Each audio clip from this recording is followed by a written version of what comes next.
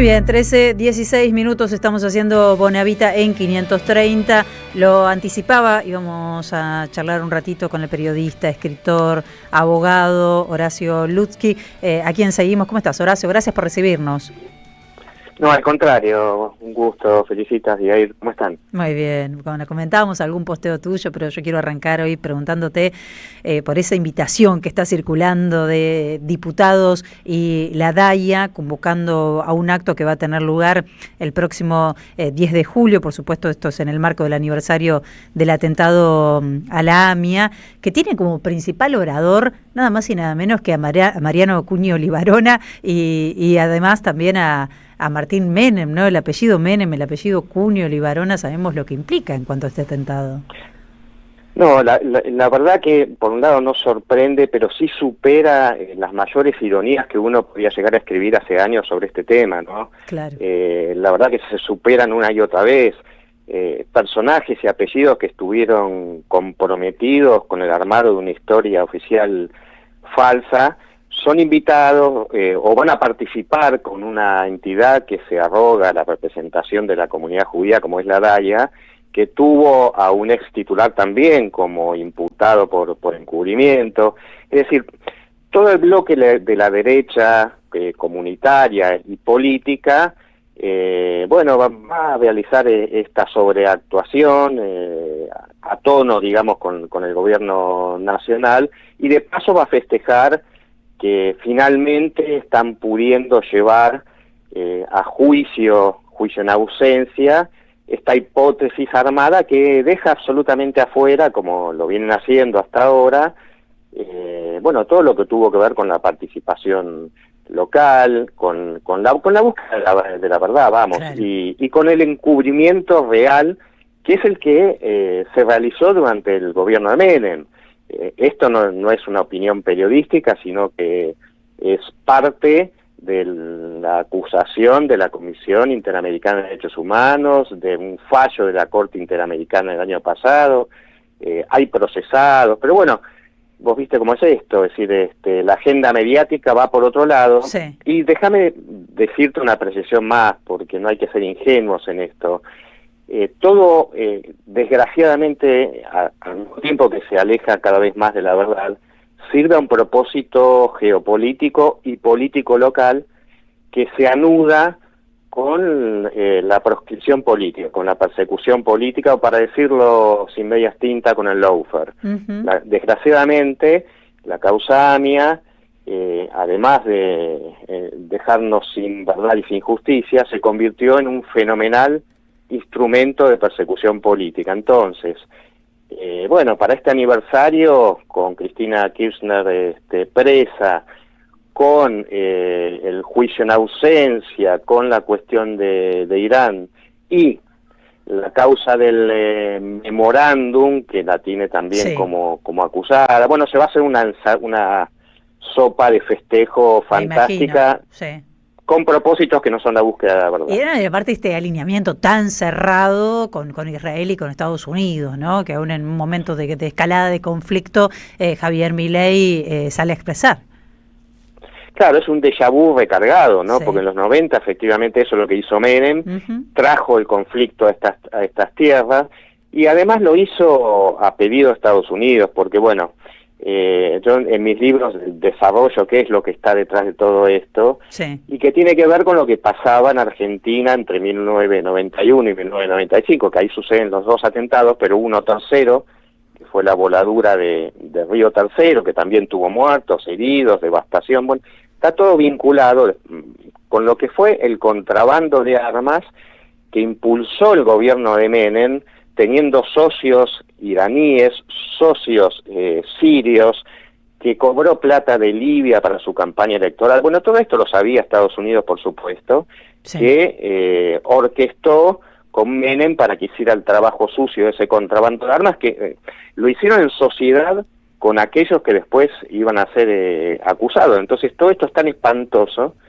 que había que tapar todo ese tipo de vinculaciones, que son las que hicieron posible lo que aquí sucedió. Acordate, bueno, las audiencias jóvenes por ahí no les dice nada el nombre de Montse Alcázar, pero era el más grande contrabandista y narcoterrorista del mundo, y entraba a la casa de origen sirio, ¿no? Sí. Estuvo en pareja con Amira Yoma, con la cuñada de Menem, en fin, todo eso transcurría acá, y esa política del gobierno neoliberal de Menem, por eso digo, las coincidencias son espantosas, mientras la agenda pública oculta todo esto, Sí.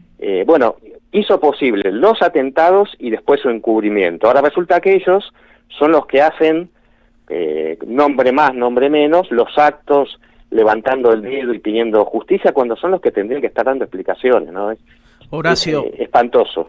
¿cómo estás? Hola, ayer. Jay te saluda, incluso pensando en algunos nombres, ¿no? Rubén Beraja, dirigente de la DAIA, condenado por encubrimiento, por ensuciar pruebas, por ser partícipe activo de eso que llamaron la conexión local, en donde intentaron empiojar el procedimiento de justicia, pero quiero llevarte a el timing de la decisión política del memorándum de entendimiento. Se da, obviamente, como vos lo decías, en un contexto geopolítico muy sensible. ¿A qué obedece que salga ahora esta posibilidad de enjuiciar en ausencia a los supuestos responsables?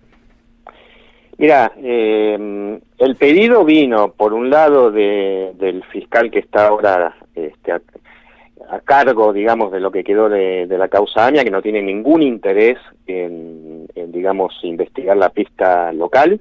Es pariente además de Riva Aramayo, que estuvo en su momento, fue una camarista federal ligada a Corach, que estuvo en los primeros tramos del encubrimiento. Viene por pedido del gobierno, de Cunio Leibarona, bueno, que va a estar ahí también en el acto, y en definitiva pues, con un gobierno alineado, como vos decís, con la extrema derecha internacional, tanto de Estados Unidos como de Israel. Sí, no podemos ser ingenuos, pero te agrego un dato más que robustece esto. Yo mencionaba la segunda causa, que son herramientas del lawfare, ¿no?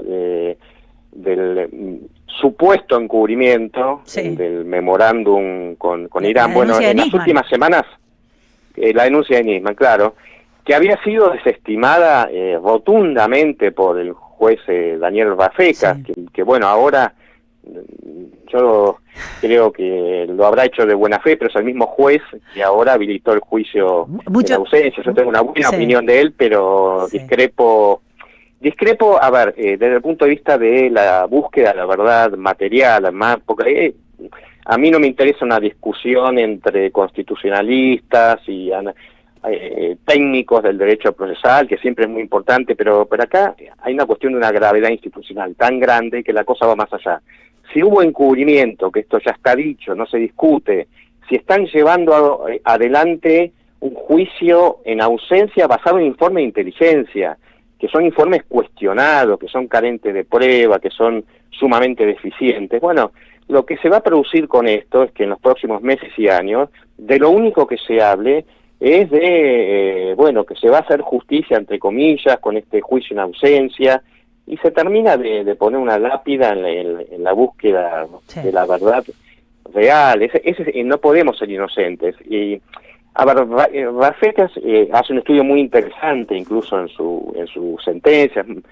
Realmente es un magistrado estudioso, con un nivel cultural, yo creo que de firmes convicciones, pero creo que se equivoca cuando toma como antecedente los juicios de Nuremberg, donde efectivamente ante la magnitud de los crímenes que no tenían antecedentes, la necesidad de hacer un tribunal internacional, de generar normas nuevas, bueno, se crean leyes para juzgar ¿qué cosa? Bueno, crímenes de los cuales había testigos que brotaban por los cuatro costados, con pruebas de los campos de concentración, de los campos de exterminio, con los ejércitos de distintos países que tenían ante sus narices lo que pasó. Bueno, acá es exactamente lo contrario. Acá no hay nada de eso. Se eliminaron las pruebas, se apretó a testigos, se plantaron pistas falsas, se está llevando un juicio contra personajes que yo no digo que no tengan que ver, pero ubicados a miles de kilómetros de distancia, en base a informe de inteligencia absolutamente poco transparente. Claro. Entonces, no son situaciones comparables. Y bueno, la verdad que, déjame decirte también que no de casualidad, 3 asociaciones de familiares de las víctimas del atentado a la AMIA, Memoria Activa, APEña y J18, se opusieron rotundamente por escrito por razones similares a las que estoy expresando. Entonces está muy clara la avenida. De un lado tenés a los que sostienen la historia oficial, que es básicamente todo el elenco de la derecha, comunitaria y no comunitaria, y los verdaderos afectados, que son las víctimas, los familiares, los amigos, en su gran mayoría, señalando que esto no apunta a la búsqueda de la verdad, ¿no?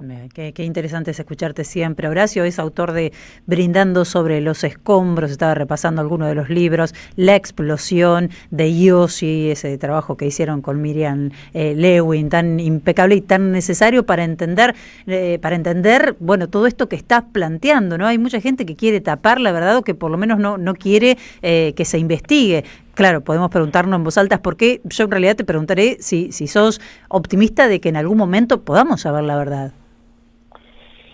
La verdad que es muy difícil ser optimista. Después de tanto tiempo aparte, ¿no? Y de tanta gente escondiendo.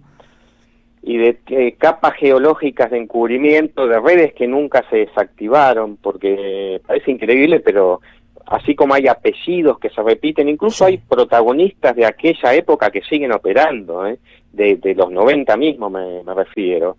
No se desactivaron nunca esas tramas que llevan al contrabando de armas, que llevan a clandestinos.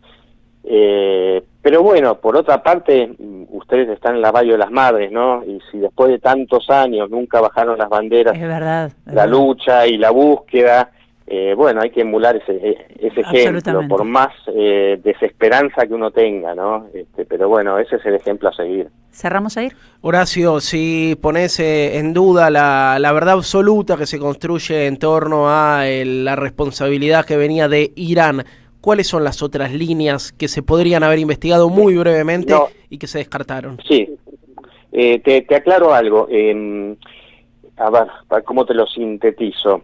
Yo no estoy diciendo que Irán no tenga una participación a nivel de autoría inmediata y de financiación, de hecho eso lo desarrollo en los libros, pero tiene que ver con razones muy distintas y por otra parte con la eliminación de la participación de agentes sirios en el entorno de Menem, con nombre y apellido, que estaban absolutamente señalizados en los primeros días y en las primeras semanas después del atentado, con la participación de servicios de inteligencia argentinos, con la participación de militares argentinos. Bueno, todo ese sector fue limpiado del expediente. Están los dedos, están las señales, están los días, están los actos que realizaron, porque todo eso llevaba a la participación del menemismo con el... Sí, Horacio. Bueno.